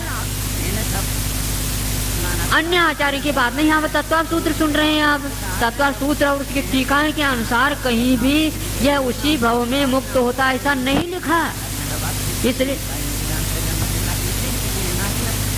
हाँ ठीक है, हमें कोई मतलब नहीं है, ये नहीं, हम मंजूर कर लेंगे, उसमें कोई बाधा नहीं है, हम मंजूर कर लें। लेकिन विपुलमति के लिए तो वह केवल ज्ञान को प्राप्त करके ही रहेगा और मुक्त होगा, ऐसी टीकाओं में कहीं भी आया नहीं, और इसमें भी नहीं है, अनुपात नहीं होता, इसका प्रतिपात नहीं होता। बस प्रतिपात का अर्थ नहीं छूटना चाहिए, ऐसा अर्थ लगाते हैं, ऐसा तो है ही नहीं। उसी भाव में रह करके वह छूट जाए तो ऐसा नहीं। प्रतिपात का अर्थ जो है उन्होंने उसी भाव में उत्पन्न होकर के छूट जाता है, ऐसे रुजुमति के लिए भी नहीं कहा उन्होंने, ये इसका अर्थ है। प्रतिपात का अर्थ ये ले लेना चाहिए कि इस भाव में उत्पन्न होकर के रुजुमति और विपुलमति दोनों नहीं छूटते। यदि टीका के अनुसार लगा देते हैं तो वह चारित्र को प्राप्त करके, ऊपरी चारित्र को प्राप्त करके छूट सकता है, इस अपेक्षा रुजुमति का अर्थ निकाल देते हैं, विपुलमति जो है छूटता नहीं, इस प्रकार अर्थ निकालते हैं। तो टीका के अनुसार ये हम अर्थ निकालें। यदि मान लो दूसरी तीसरी पूछना चाहते हैं तो हम ये भी कह सकते हैं, यह विपुलमति का अर्थ गिरना नहीं होता। गिरना नहीं का अर्थ होता तो क्या, किसका गिरना है, ये छूटता नहीं उस भाव में, ऐसा कहेंगे तो वह चढ़ करके नीचे भी उतर सकता है, छूटेगा नहीं, ऐसा भी हम अर्थ निकाल सकते हैं। कोई बात नहीं, कोई बात नहीं, कोई बात नहीं। अब वह दूसरे पक्ष में हम उत्तर देंगे, अभी पहले नहीं देंगे, पहले नहीं देंगे। जिस प्रकार आप अर्थ निकालेंगे तो हम इस प्रकार के भी अर्थ निकालते हैं। अब आप इधर खींचने लगेंगे तो हम ये कहना चाहते हैं यह ऊपर नहीं चढ़ता, ऐसे ये बनाने की बात है, उसके बिना मानोगे ना। हाँ, ये मन पर्य हो गया। विशुद्धि क्षेत्र स्वामी विषयेभ्यो वधि मन पर्यो हो। अब अवधि ज्ञान और मनपर ज्ञान के बीच में भी विशेषता बता रहे हैं। विशुद्धि की अपेक्षा से, क्षेत्र की अपेक्षा से, स्वामी की अपेक्षा से और विषय की अपेक्षा से अवधि ज्ञान और मनपर ज्ञान में विशेषता होती है। विशुद्धि जो अवधि ज्ञान की है उससे बहुत गुनी विशुद्धि मनपर ज्ञान के पास होती है। और अवधि ज्ञान का जो क्षेत्र है विषय की अपेक्षा से, मनपर ज्ञान का उससे अलग है, क्योंकि अवधि ज्ञान का क्षेत्र बाह्य है और मनपर ज्ञान का भीतर भी है। मन के अंतर की वस्तु को अवधि ज्ञान नहीं प्रारण कर सकता, नहीं देख सकता, सर्वावधि भी क्यों ना हो। सर्वावधि वाला असंख्यात प्रदेश को देख सकता है, लेकिन मन में क्या है यह सर्वावधि का विषय नहीं बन सकता। रुजुमति के पास भी ये विशेषता रहती है कि वहाँ मन की बात को भी जान, बाहर की बात को भी जान लेते हैं, ये भी ध्यान रखना, और मन की बात भी। सूक्ष्मता की अपेक्षा से यह हुआ। स्वामी की अपेक्षा से अवधि ज्ञान असंयमी को भी हो सकता है, लेकिन मन पर ज्ञान संयमी को ही होगा। अवधि ज्ञान देश संयमी को भी हो सकता है, लेकिन मन पर ज्ञान देश संयमी को नहीं होगा। अवधि ज्ञान तिर्यंशों को सब भाव में हो सकता है, लेकिन मन पर ज्ञान मनुष्य को ही हो सकता है। उसमें भी मनुष्य सामान्य मनुष्य नहीं, विशेष मनुष्य, उसमें भी साधु के लिए ही लिया जाएगा, वर्तमान चारित्र आदि। विषय की अपेक्षा सूक्ष्म इत्यादि को बता दें। मध्य श्रुतयो निबंधो, ये है ना, हाँ, मध्य श्रुतयो निबंधो द्रव्येश सर्व पर्यायेषु। मति ज्ञान और श्रुत ज्ञान का विषय निबंध, यानी विषय क्या है। मति ज्ञान और श्रुत ज्ञान का विषय सभी द्रव्य हैं और उसके कुछ पर्याय हैं। ये मति ज्ञान और श्रुत ज्ञान का विषय होता है। सभी द्रव्य कैसे, श्रद्धान के अपेक्षा से सभी द्रव्य बनते हैं। और सभी पर्याय क्यों नहीं दिया, मति ज्ञान और श्रुत ज्ञान के पास पूर्वत नहीं है। एक बात हम कहना चाहते हैं, श्रुत ज्ञान के साथ शुद्ध केवलित्व लगता है और केवली के सामने भी केवलत्व रखता है। केवल ज्ञान के सामने भी केवली विशेषण लगता है और श्रुत ज्ञान के साथ भी केवली यह शब्द का उल्लेख होता है। किंतु जब केवली कहा है तो श्रुत ज्ञान के पास असर्व पर्यायसु क्यों कहा, सर्व पर्यायसु कहना चाहिए था। श्रद्धान के अपेक्षा से हम लगा ले। कितना भेद है, साक्षात और असाक्षात दो का भेद है। हम प्रत्यक्ष तो नहीं मान रहे हैं, किंतु श्रुत ज्ञान का विषय पूरा है, ऐसा क्यों नहीं माना जा रहा है, एक प्रश्न है। अन्यथा यदि पूरा नहीं है तो वह केवली शब्द क्यों लिखाया जाता है?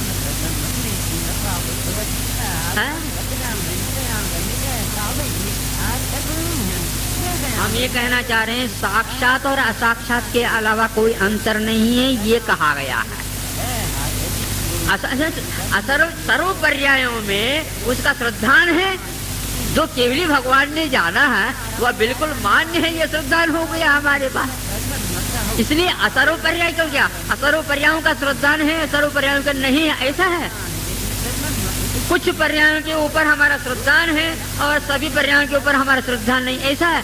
हम तो साक्षात तो जान नहीं रहे हैं, हम तो भगवान ने जो कहा है उसी के अनुसार इसके बारे में सोचना चाहिए, क्योंकि अन्यत्र इसको जो एकम जान दी सो सौवम जान दी, ऐसा कहा गया है। हाँ, जो एकम जान दी सो सौवम जान दी, जो एक को जानता है वह सबको जानता है। जो एक को जानने वाला भाव श्रुत केवली होता है वह सबको जानता है। कैसे? साक्षात थोड़ी जान रहे हैं हम, श्रद्धान क्या पीछे जान रहे हैं। सभी द्रव्यों को विषय बनाया है तो सभी द्रव्यों के सभी पर्यायों के ऊपर विषय होना चाहिए, श्रद्धान होना चाहिए। इसका अर्थ कुछ अलग निकल रहा है।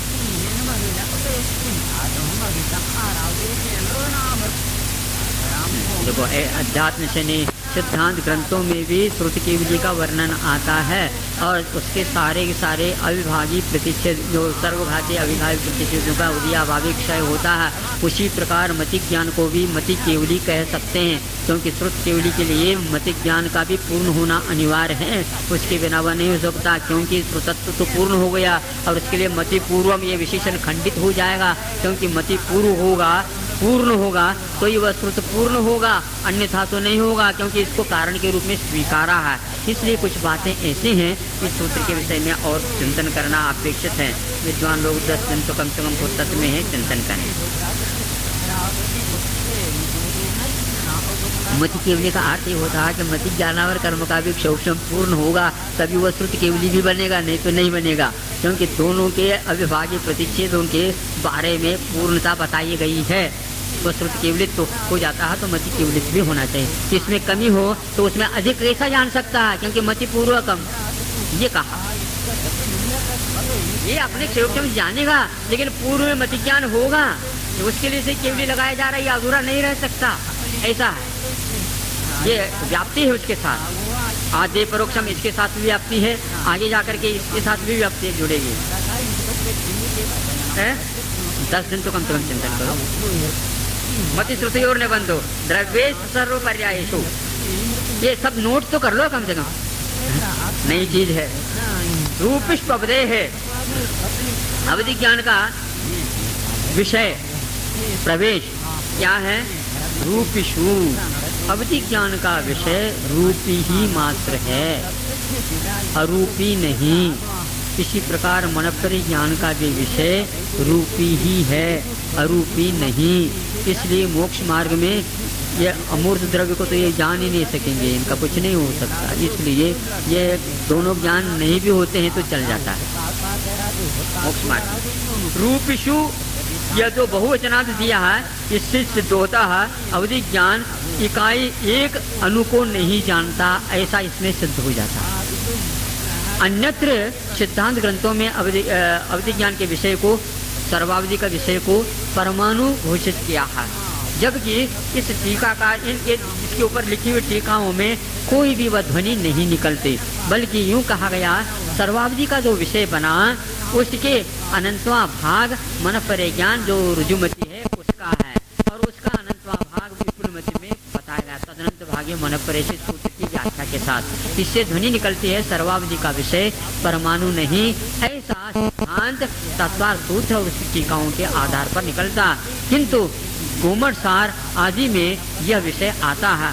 गोमर सार में तो आया है, संभव है कि धौला इत्यादि के ऊपर आ सकता है, लेकिन धौला में कहीं भी हमें नहीं पाया गया कि सूत्र की व्याख्या करते समय वह अवधि ज्ञान सर्वावधि का विषय परमाणु है। ऐसा षटकन रागम के सूत्रों में कहीं भी अवधि ज्ञान के विषय को परमाणु के रूप में घोषित नहीं किया, न ही मनपरे ज्ञान के विषय को इसके रूप में, क्योंकि तदनंत भागे तभी बन सकता है अवधि ज्ञान का विषय यदि परमाणु हो जाए और उसका अनंतवा भाग मनपरे ज्ञान क्या जानेगा, तो उसमें कैसे टुकड़े करेंगे हम? परमाणु को टुकड़े नहीं किया जा सकता। अविभाज्य प्रतिच्छेद लेने के लिए धौला में भी कहीं भी उल्लेख नहीं मिलता, नहीं षटखंड आगम में उसका उल्लेख मिलता, इसलिए इस उल्लेख के बिना हम नहीं कर सकते। और तत्व सूत्र में कई बातें लिखी गई हैं, लेकिन उसमें अविभाज्य प्रतिषेधों को लेकर के मन पर ज्ञान को खंडित करना चाहिए विषय की अपेक्षा से, ऐसा नहीं कहा। इसलिए यह विषय के धौलाकार के अपेक्षा से लगते हैं, वो कहाँ से उन्होंने लिया इसका रेफरेंस नहीं दिया, न ही कषाय पहाड़ की टीकाओं में और न ही षटखंड आगम के सूत्रों में नहीं मिलता, कथन नहीं आता। हाँ, ये तो 13वीं किताब के अंतर्गत ही हमने कहा था। देखो यहाँ पर कहीं भी किसी प्रकार के वर्णन नहीं आ रहा परमाणु का विषय बनाने का। तो तदनंत भाग्य कैसा सूक्ष्म होगा, अवधि ज्ञान और तो मन परिज्ञान के बीच में आप विशुद्धि और उसका विषय कैसे सूक्ष्म बनाओगे। इसलिए तो कह रहा हूं, तो वहां पर भी पूर्ण विषय नहीं मिलता और सूत्रों में तो मिलता ही नहीं। ये तदनंत भाग्य मन परेश, उस जो दो अवधि ज्ञान का विषयभूत जो पदार्थ है उसका अनंतवा भाग में मन परिज्ञान की गति है, प्रवेश है, इसलिए बहुत सूक्ष्म हो जाता। मन परिज्ञान का अर्थ दूसरे के मन में या अपने मन में स्थित पदार्थ को ही जानना ऐसा नहीं होता एकांत से, और भी विषय इसको बना देता है। षटखंड आगम में इसका विषय मिलता है। सर्वद्रव्य पर्यायेषु केवलश, केवल ज्ञान का कहा है सभी द्रव्य और उसके सभी पर्यायों में उसकी गति है। अब इसका अर्थ क्या होता है, सभी द्रव्य का अर्थ 6 द्रव्य हैं, सभी पर्याय हैं तो 6 द्रव्य के सभी पर्याय ये लगा लेना। लेकिन इसका अर्थ यह है वर्तमान कालीन पर्याय को ही वस्तुतः आचार्यों ने पर्याय के रूप में स्वीकार किया है। अतीत और अनागत के बारे में इन्होंने असद्भूत के रूप में पर्यायों को माना है। इसलिए वर्तमान में जो जितने द्रव्य हैं उन द्रव्यों को और तदनिष्ठ जो जितने पर्याय हैं उन सबको जानने की क्षमता केवल ज्ञान के पास है। मन पर ज्ञान के पास कुछ ही जानने की क्षमता थी, इसलिए अनंत में यदि गति होती है तो केवल ज्ञान में होती है और मन पर ज्ञान में नहीं। संक्षेप से हम ये कहना चाहते हैं, क्योंकि अतीत पर्याय और अनागत पर्याय सबको यदि जानेगा तो स्थिर हो जाएगा। अतीत पर्याय भी अंत नहीं है, अनागत पर्याय में भी अंत नहीं है, तो सर्वगहा हो गया, इसलिए नहीं माना जाएगा। इतना ही विषय। एकादीन भाज्यानि उपपदे कस्मिन्नाचतव्यः, एक को आदि लेकर के एक साथ एक जीव में 4 ज्ञान हो सकते हैं, इसका वर्णन किया। 1 से प्राय करके केवल ज्ञान लिया जाता है, 2 से मति ज्ञान श्रुत ज्ञान लिए जाते हैं, 3 से मति ज्ञान श्रुत ज्ञान अवधि ज्ञान लिए जाते हैं अथवा मति ज्ञान श्रुत ज्ञान मन परिज्ञान लिया जाता है, 4 से मति ज्ञान श्रुत ज्ञान अवधि ज्ञान मन परिज्ञान 4 लिए जाते हैं और 5 एक साथ नहीं हो सकते।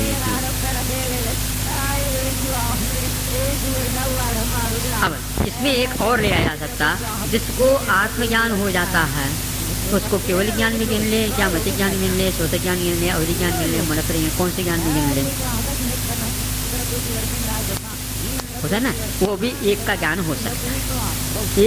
एक का अर्थ आत्मा का ज्ञान वो हो सकता है, वो 5 के बिना भी हो सकता है। ऐसा इसका अर्थ, उसको ना मति ज्ञान कहेंगे ना श्रोत ज्ञान कहेंगे ना अवधि ज्ञान, क्योंकि उसको स्वानुभव प्रत्यक्ष के रूप में भी स्वीकार किया। आप ले सकते हो मति श्रुतावधयो विपर्ययश्च, मति ज्ञान श्रुत ज्ञान अवधि ज्ञान ये तीनों समीचीन भी होते हैं और विपर्य अर्थात विपरीत भी होते हैं। क्या हुआ, हाँ, मन परे ज्ञान विपरीत नहीं होता है, इस अपेक्षा से भी उसकी विशेषता मानी जाएगी। केवल ज्ञान विपरीत नहीं होगा, किंतु अवधि ज्ञान विपरीत भी हो सकता है। मति ज्ञान श्रुत ज्ञान अवधि ज्ञान ये तीनों विपरीत हो सकते। कैसे विपरीत हो सकते हैं, तो आचार्य कहते हैं तदसतोर विशेषा दृश्योपलब्धेर उन्मत्तवत्, सत्य क्या है असत्य क्या है इसमें बारीकी के साथ कोई भी अंतर नहीं करने की क्षमता नहीं रहती, इसलिए उसमें विपर्यास हो जाता। यदृच्छया जैसे मन में आया वैसे ही वह कहने लग जाता। कैसे कह जाता, उन्मत्तवत्, जैसे कोई पागल है अथवा पित्त बढ़क गया है, जिसका पित्त उखड़ जाता है तो वो भी अनेक प्रकार की बातें करने लग जाता है, सन्निपात हो जाता है, उस समय भी यही दशा हो जाती है, मस्तिष्क के ऊपर प्रभाव पड़ जाता है, निर्णय लेने की क्षमता समाप्त हो जाती है। इसी प्रकार यह मति ज्ञान श्रुत ज्ञान अवधि ज्ञान की बात है, क्योंकि मिथ्या दर्शन के साथ इसका योग मिलने से ऐसा हो जाता है, क्योंकि मोक्ष मार्ग प्रकाश है, इसलिए ये कहा गया। अब ये ज्ञान हो गया, प्रमाण का कथन हो गया, नयों का कथन रुका हुआ था। अब एक सूत्र के द्वारा संक्षेप से हम कह देते हैं, आप लोगों को देरी हो रही होगी, आखिर आप भी तो बैठ करके ही सुन रहे हैं। नैगम संग्रह व्यवहार अर्ज सूत्र शब्द समय विरूढ़ एवं भूताहा नयाहा। नए मैंने अंश का ज्ञान नए कहा गया था। ये 7 नए हैं। नैगम संग्रह व्यवहार ये द्रव्यार्थिक नहीं माने जाते हैं, और रुजु सूत्र शब्द समय विरूढ़ और एवं भूत ये पर्यायार्थिक नए माने जाते हैं। अथवा नैगम संग्रह व्यवहार ये अर्थ नए माने रुजु सूत्र ये अर्थ नए माने जाते हैं, और शब्द समय विरूढ़ और एवं भूत ये शब्द की विवक्षा को लेकर के चलते हैं।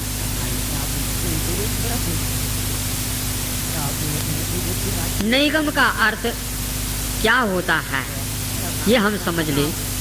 हमारा पहले उपयोग दर्शनात्मक था, वहां से हट करके हम प्रमाण की ओर यात्रा कर रहे हैं, और प्रमाण की ओर यात्रा करते हैं तो सर्वप्रथम आपने अभी सुन लिया, सामान्य ज्ञान अवग्रह आदि होते हैं। इसी प्रकार नयों में भी सामान्य और विशेषात्मक विषय करने की क्षमता विद्यमान रहती है। नैगम संग्रह व्यवहार ये तीनों जो है सामान्य नहीं माने जा सकते, इसको द्रव्यार्थिक नहीं कह सकते, और बाकी जितने भी पर्याय को विषय बनाने वाले विशेष नहीं माने जा सकते। ये इसका अर्थ है। तो सामान्य रूप से जो ज्ञान का अंश काम करता है उस समय नैगम नहीं। जो निगम का अर्थ एक प्रकार से विकल्पात्मक होता है, वह विकल्प संकल्प के रूप में हो सकता है, उसको बटोरने के रूप में हो सकता है। कारण का संकल्प जहाँ से प्रारंभ हो गया कार्य का, वहाँ से यह नैगम नहीं प्रारंभ हो जाता। आप लोग मान लो व्यस्त थे, किसी ने पूछा यहाँ आने से पूर्व में, जहाँ जहाँ पर आ रहे थे उस समय, कहूँ कहाँ जा रहे हो, कहाँ जल्दी है? अमरकंटक जा रहा हूँ। अरे अमरकंटक इधर कहाँ है? मतलब ड्रेस लेने के लिए जा रहा हूँ अमरकंटक के लिए। मतलब ये हुआ कि उद्देश्य में अमरकंटक जाने का था, उसके साथ संबंधी कार्यों को आप करने में लगे हैं, इसलिए अमरकंटक जा रहे हैं। ये समझ में आ गई ना बात? स्थूल बात है, बहुत जल्दी। इसी का नाम नैगम नहीं है। संकल्प भी कर लो तो हम ये कहना चाहते हैं, और आप लोगों को कहना चाहिए, कहाँ जा रहे हो? मोक्ष जा रहा हूँ। असली हो नहीं, ये तो बहुत फैक्ट है। ये क्यों नहीं कहते रो रहे हैं? अरे मोक्ष जाते समय भी रो रहे हैं, नहीं वहां पर रोना नहीं मिलेगा इसलिए यहीं पर रो लो। क्या करते हो? मोक्ष मार्ग पर रोना नहीं चाहिए। कहाँ जा रहे हो? मोक्ष जा रहे हैं। संकल्प तो कर रहे हैं।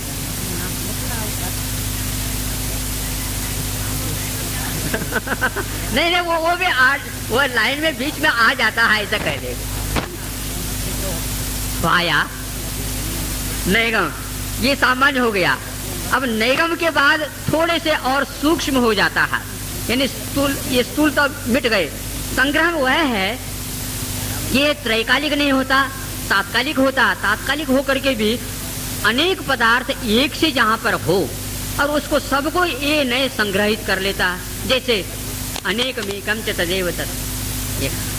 तो ये क्या है? ये सभा है। हजारों व्यक्ति बैठे हैं और एक वचन में बोल रहे सभा। हमने क्या कहा? सभा।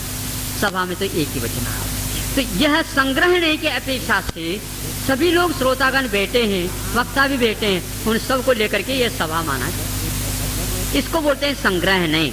बहुत सारे पदार्थ हैं लेकिन बहुत से नहीं हैं, एक ही क्वालिटी के हैं, इसको संग्रह। तो इसमें भी सामान्यता है लेकिन त्रैकालिकता नहीं। ये सब व्यवहार। फिर इसके उपरांत ये कहाँ से आए? ये आगरा से आए, ये जयपुर से आए, ये आसाम से आए, यहाँ से हैं, यहाँ ये तो यहीं के हैं, ऐसा होगा। और हमें पूछा जाए तो हम क्या बताएंगे? हम सब जगह के हैं, अथवा जो पूछने वाला था जहाँ पर आप पूछ रहे हैं वहीं के हम। ये हो, ये व्यवहार है। व्यवहार का अर्थ संग्रहण के विषय को विभाजित करना, इसका नाम व्यवहार। रुजु सूत्र में मात्र एक ही वर्तमान को ही ग्रहण करके रुजु मैंने बिल्कुल काल की विवक्षा नहीं करना। मतलब यहाँ तक तो काल की विवक्षा कर रहे थे, लेकिन रुजु सूत्र नहीं की विवक्षा में जब आते हैं तब केवल काल की विवक्षा वर्तमान की करना। अतीत और अनागत को कर लिया तो वक्र सूत्र माना जाएगा।